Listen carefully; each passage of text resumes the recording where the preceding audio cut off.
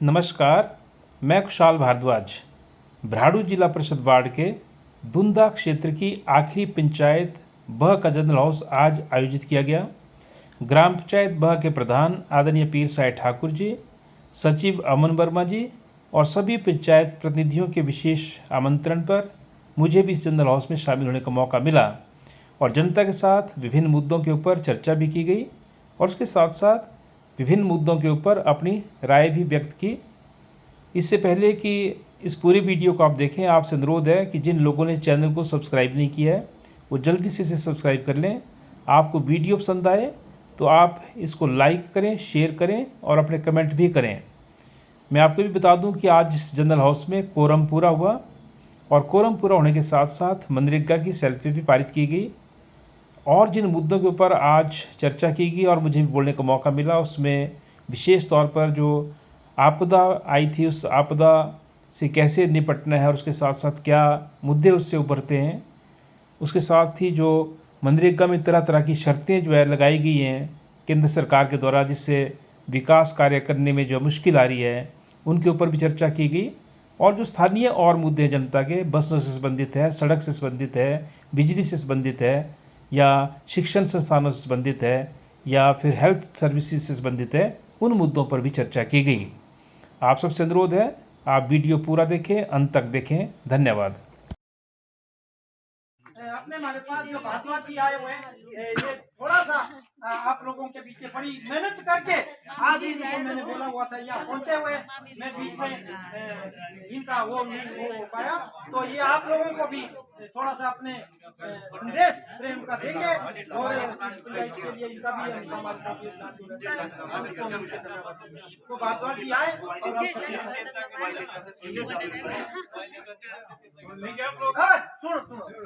सुनो सुनो please time हो गया और जल्दी है सबको।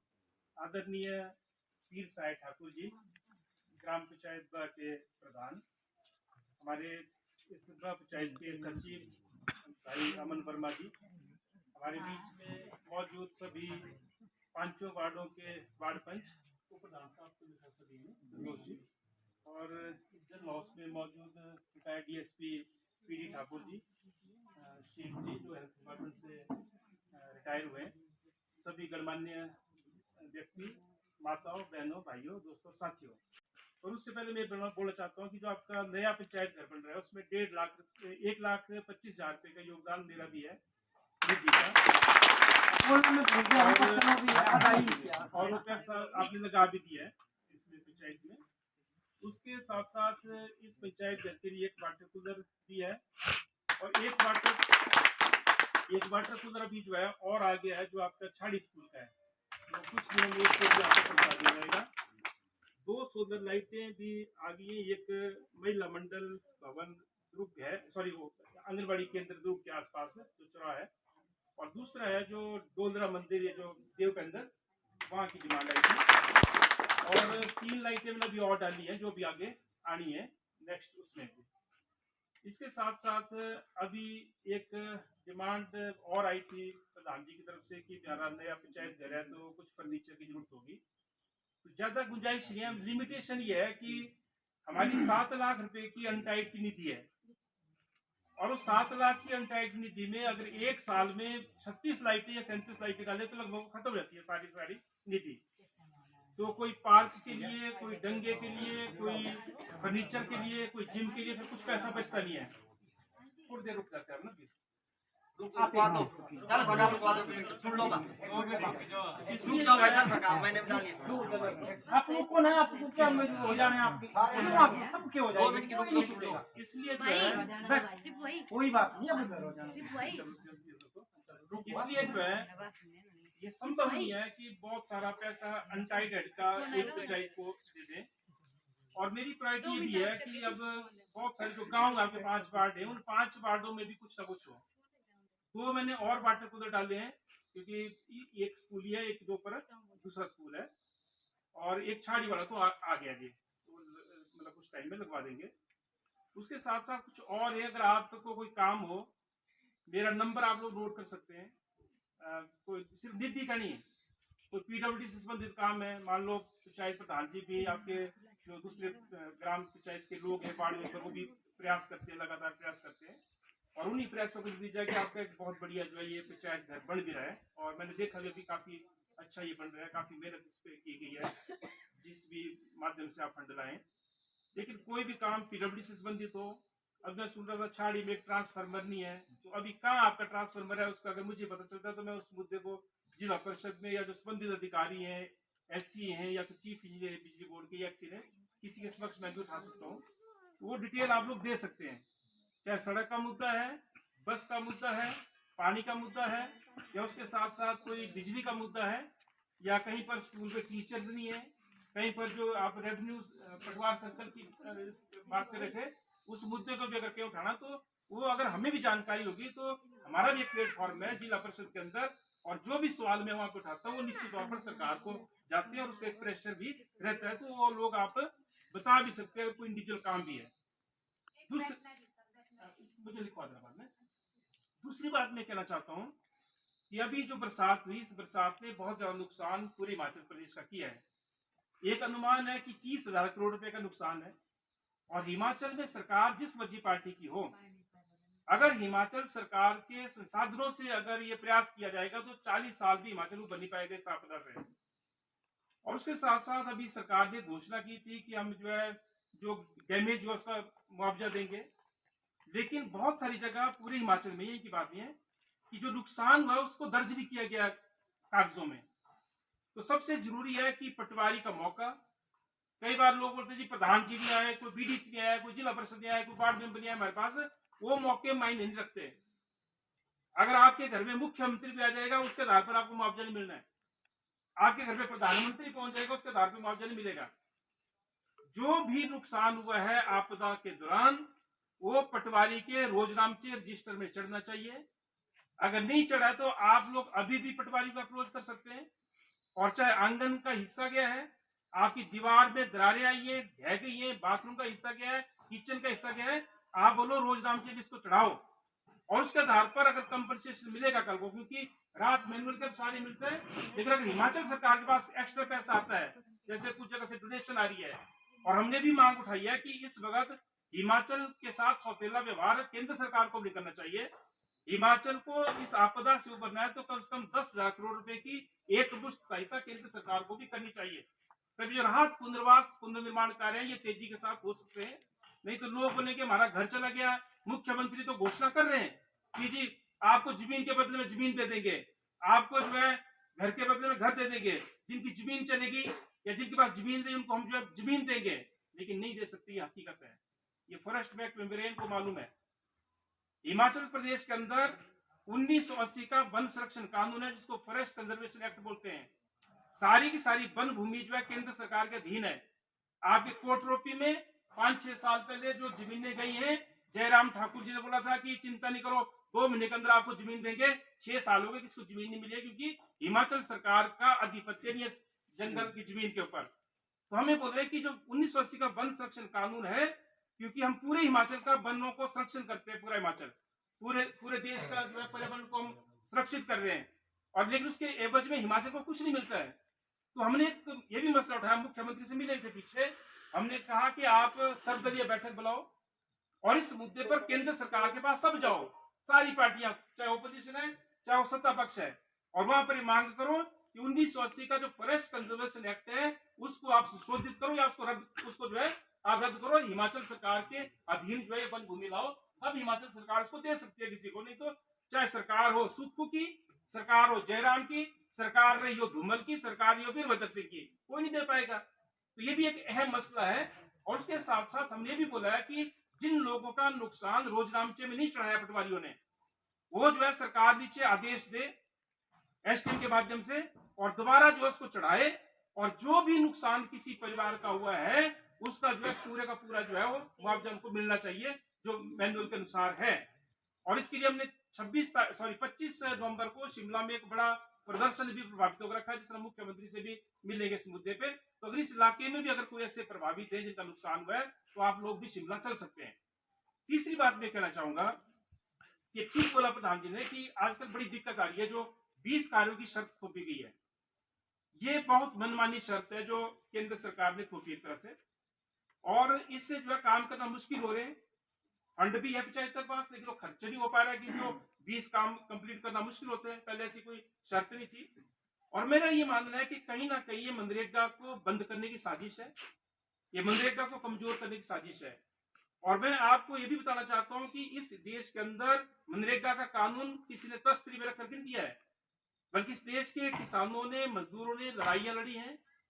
सन 2004 में 10 लाख लोगों ने दिल्ली में बड़ी रैली की, पार्लियामेंट के बाहर 2 करोड़ हस्ताक्षर इकट्ठा किए। जब यूपीए की सरकार थी, सरकार को घेरा और तब जो है एक मनरेगा का कानून आया है। और मनरेगा कानून क्या बोलता है? ये कानून बोलता है कि घर के 5 किलोमीटर के दायरे के अंदर 1 साल में एक गृहस्थी को जिसका जॉब कार्ड बना उसको जो है 100 दिन के काम की गारंटी है। फिर पिछली बार जयराम सरकार ने इसमें जो है 20 दिन और जोड़े यहाँ पर, लेकिन वो मिलता था नहीं बहुत सारी जगह पे, पर 100 दिन के काम की गारंटी है पूरे देश के अंदर। तो ये जो 100 दिन का काम है कब मिलेगा? जब आप काम के लिए आवेदन करेंगे। और दूसरा इसमें जो है एक प्रावधान और है कि मनरेगा में सारे का सारा जो पैसा है, चाहे वो मटेरियल हेड का है चाहे लेबर हेड का है, वो सारा पैसा देगी केंद्र की सरकार। वहां सरकार जिस मर्जी को, चाहे मनमोहन सिंह प्रधानमंत्री हो, चाहे वो जो है मोदी प्रधानमंत्री हो, चाहे कोई और हो, वो कानून में प्रावधान है। लेकिन हो क्या रहा है? पिछले कई सालों से लगातार मनरेगा का बजट कम किया जा रहा है। जब देश के अंदर मांग बढ़ रही है काम की, मंडी जिला का मैं उदाहरण शायद पिछली बार दिया था आपको, 6 लाख जॉब कार्ड बन गए मंडी जिला के अंदर। लॉकडाउन से पहले मात्र ये जो है 2 लाख कुछ हजार थे। तो जब काम की मांग बढ़ रही है तो केंद्र सरकार जो बजट कम कर रही है, जब बजट कम कर रही है तो लोगों को काम नहीं मिल पाएगा। और हम तो ये भी कहते हैं कि 240 रुपए की दिहाड़ी कुछ भी नहीं है, ये सच्चाई है। आज की तारीख में कोई गुजर बसर नहीं हो सकती इससे। हमें बोलते हैं कि हिमाचल प्रदेश के अंदर जो न्यूनतम दिहाड़ी है श्रम कानून के अनुसार वो 375 डिक्लेयर किया सरकार ने। अगर न्यूनतम दिहाड़ी 375 है तो यहाँ पर भी 375 होनी चाहिए और उसके पैसा किया जाना चाहिए। मनरेगा में 2 तरह का काम है, एक को बोलते हैं पीस रेट, एक को बोलते हैं टाइम बेस्ड। पीस रेट का मतलब है आपको यहाँ से बोला गया कि ये काम है, आप इसको 2 घंटे में खत्म करो चाहे 3 में करो, आपने खत्म कर दिया, आप घर चले जाते हो तो वो आपकी दिहाड़ी नहीं काटी जाएगी ना सूरत में। दूसरा है टाइम बेस्ड, जैसा पीडब्ल्यूडी का मजदूर सुबह 9 बजे जाता है, शाम को 5 बजे वापस आता है, तो कोई उससे जो है प्रोग्रेस नहीं मांगी जाती है पैमाइश के आधार पर। तो ऐसे ही हम बोलते हैं क्योंकि मनरेगा में 100 साल का बुजुर्ग भी काम कर सकता है, यहाँ पे गर्भवती महिला भी काम कर सकती है। तो आप किससे क्या प्रोग्रेस लेंगे? क्योंकि ये कानून जो है जीने का सहारा देने के लिए बना था, किसी जान लेने के लिए नहीं। हमें बोलते जो शर्त है ये पैमाइश वाली, इसको हटाओ सरकार पूरे देश के अंदर। ये कोई पंचायत नहीं आपके ऊपर थोपती है ये, पर ये उसमें कंडीशन लगाई उन्होंने। तो कहां से, कहीं से हम ढोएंगे रेत बजरी, कैसे प्रोग्रेस देंगे? गर्भवती महिला भी ढो रही है, कोई शारीरिक रूप से अक्षम है वो भी जो है काम पे लगा है, कैसे प्रोग्रेस देंगे? तो इसलिए हमारा ये कहना है कि जो प्रोग्रेस के नाम पर दिहाड़ियां काटी जाती हैं ये गलत है। और उसके साथ साथ दिहाड़ी भी जो है वो न्यूनतम वेतन कम से कम मिलना चाहिए, ये हमारी मांग है। तीसरा मैं कहना चाहता हूँ, सिर्फ ज्यादा लंबी चौड़ी बात नहीं कहूंगा, कि एक तो मेरा नंबर आप नोट कर लें सभी, 94-180-2245। कोई भी काम हो, प्रधान जी को भी आप बोल सकते हैं, प्रधान जी भी हमारे को आदेश दे सकते हैं, आपके पंचायत के वार्ड मेंबर हमारे को आदेश दे सकते हैं, आप मुझे आदेश दे सकते हैं, क्योंकि मुझे जिताने में आपकी पंचायत का भी बहुत बड़ा योगदान है। और इसलिए किसी ने वोट दिया चाहे नहीं दिया वो महत्वपूर्ण नहीं हमारे लिए। लेकिन इस वक्त हम नुमाइंदे, मुझे भी पता है कि अगली बार मैं आपका प्रतिनिधि हूंगा, क्योंकि इसके बाद ये पंचायत, ये जो जिला परिषद है ये रिजर्व हो जाएगा। लेकिन उसका मतलब ये नहीं कि एक बार जीत गया तो हट करके वापस नहीं जाना है। मैं आज भी 70 किलोमीटर दूर से आया हूँ, 70 किलोमीटर मैंने और जाना है, लेकिन जब भी आप बुलाएंगे मैं निश्चित तौर पर आऊंगा। और मुझे इससे कोई लेना देने की अगली बार मैंने चुनाव लड़ना ये रिजर्व हो जाएगी निश्चित तौर पर, मुझे पता है। लेकिन ये मेरी जिम्मेवारी है, अगर मुझे लोगों ने जिता करके भेजा है हर पंचायत के अंदर, और यही मेरी कोशिश, मैंने आपको पहले बताया था, हिमाचल प्रदेश का मैं पहला जिला परिषद हूं जिसने अपनी निधि से अब तक 60 लाइटें लगवाई हैं, 23 लाइटें और आ गई हैं, जिसमें मैंने बताया कि 2 आपकी। और उसके साथ साथ मैं पहला जिला परिषद हूँ पूरे हिमाचल का, कहीं से भी आप पूरा डिटेल लेना, जिसने जो है 54 वाटर कूलर अभी तक लगवा दिए स्कूलों में, सारे पंचायत घरों में, और अभी जो है 26 लाइव वाटर कूलर और आ गए हैं। और उसके साथ साथ 18 शौचालय का निर्माण और कुछ और काम, जिसमें 1-2 स्कूलों के लिए छिटपुट फर्नीचर, और आपकी पंचायत को भी फर्नीचर में निश्चित तौर पर दूंगा, ये मैं आज कह रहा हूँ।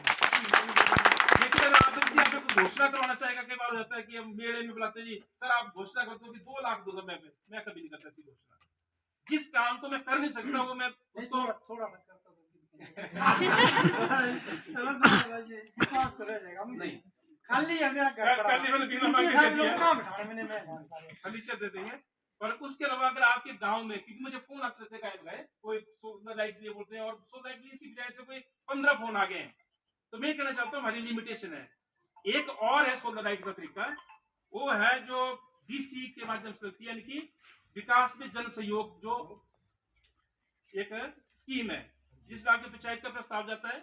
मान लो आपकी पंचायत प्रस्ताव भेजती है जो आपको 100 सोलर लाइटें दे दो एक वित्तीय वर्ष में, पर डीसी ने मंजूर कर दी 60 है, तो 60 का मतलब है कि 60 लोगों से आप जो है 15% पैसा इकट्ठा कर सकते हैं और 60 घरों में लग जाएगी वो इंडिविजुअल। पर निधि हमारी क्योंकि लिमिटेड है, तो वो सिर्फ पब्लिक प्लेस पे ही लगेगी। कहीं आपका गांव का सार्वजनिक मंदिर है, कोई चौराहा है जो सारे पूरे गांव को जो उसका फायदा होगा, किसी अकेले घर में निधि की लाइट लगाना पॉसिबल ही नहीं है। तो अगर उसमें मैं भी बदल कर सकता हूँ, अगर आपका पंचायत का प्रस्ताव आएगा तो डीसी को मैं भी बोल सकता हूँ कि ये पंचायत जो है नई बनी है, पिछली पंचायत है, वैसे तो सारा इलाका पिछड़ा है हमारा ये रंग का, बड़ी पिछली पंचायत है और इसके लिए आप मंजूर करो, तो हम भी तो रास्ता में इकट्ठे जा सकते प्रधान जी के साथ। तो अगर विकास में जन सहयोग वाली जो है, अगर 2 साल और बचे हैं, अगर इससे मान लो 80 160 लाइटें बैठ 160 घर जगमगा सकते हैं, तो दबाव बनाना पड़ेगा। ठीक है ना जी, पंचायत से, तो उसके लिए जो वहाँ पे प्रेशर बढ़ाने के लिए हम भी चलेंगे साथ। ये और ये जुटेगी 80 मिलेंगे, उसका डीसी 40 मंजूर करे, आपको 30 मंजूर करे, पर 30 तो आ जाएंगे ना। पर मेरी लिमिटेशन है, मैं ये जो बताना चाहता हूँ कि अगर मैं 30 लाइटें डालूंगा तो मेरी 1 साल की सारी निधि खत्म है और एक पंचायत भी लग सकती होगी जो सारी पंचायत को भी देनी है। तो ये मैं कहना चाहता हूँ। और जो प्रधान जी बार तो मैं मतलब कि मिनिमम 50,000 पंचायत रख ली, और बाकी जो अरे परे जो वाटर इस सिस्टम के लिए और जो सोलर लाइट है वो मैंने लगवानी है। और भी उसके अलावा कोई काम होगा निधि के बाहर का भी, तो आप लोग जब मर्जी जब बोल सकते हैं, मेरा नंबर आप लोग ले सकते हैं। मैंने कुछ लोगों के नंबर आपके लिए मुझे समय देने के लिए प्रधान जी बहुत बहुत धन्यवाद पूरी पंचायत का, और आपका बहुत बहुत धन्यवाद।